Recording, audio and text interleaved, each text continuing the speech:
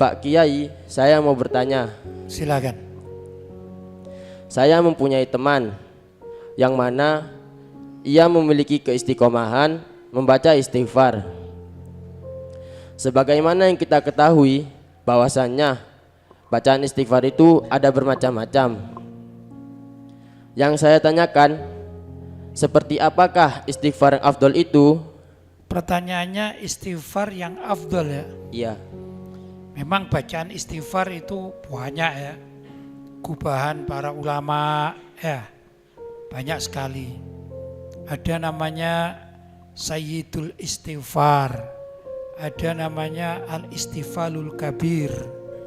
Cuman kadang-kadang kita ini membaca istighfar hanya pendek, astagfirullahaladzim, astagfirullahaladzim gitu ya. Mungkin ada juga orang yang senang membaca istighfar pendek. Tapi kalau saya mungkin lebih nyaman kalau ditambahi sedikit lah, jangan terlalu pendek gitu ya. Misalnya astagfirullahaladzim alladzi la ilaha illa huwal hayyul qayyum wa atubu ilaihi. Itu ringan, kemudian tidak terlalu pendek, tidak terlalu panjang gitu ya. Tapi yang penting itu istiqomah. Istiqomah dan yakin. Begitu. Karena fadilah istiqomah itu sangat luar biasa, dan istighfar itu sendiri adalah permohonan ampun kepada Allah Subhanahu wa taala. Ada dalam satu hadis yang secara ringkas gitu ya, Rasulullah memberitahukan bahwasanya Allah SWT itu andai kata melihat di dunia ini zaman sekarang misalnya ya, gak ada orang yang mau bertobat pada Allah atau gak ada orang yang baca istighfar, gak ada sama sekali seluruh dunia misalnya, maka Allah akan menghancurkan kaum tersebut yang di masa tertentu ini ya, karena gak mau baca istighfar atau bertobat kepada Allah. Setelah dihancurkan, kemudian Allah mendatangkan kaum yang lain, begitu.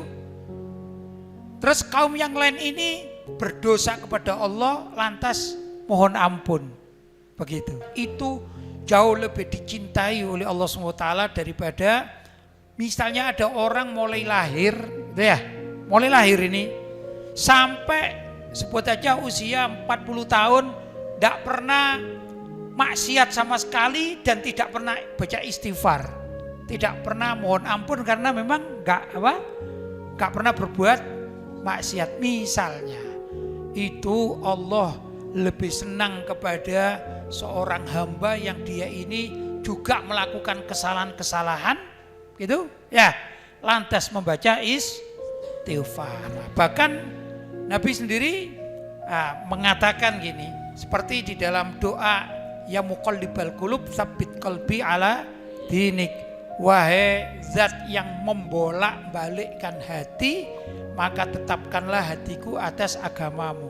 Bahkan Nabi sendiri merasa hatinya kadang-kadang berbolak-balik begitu ya. Kemudian beliau mengatakan, karena itu aku dalam setiap hari melazimkan atau istiqomah membaca istighfar sampai 100 kali.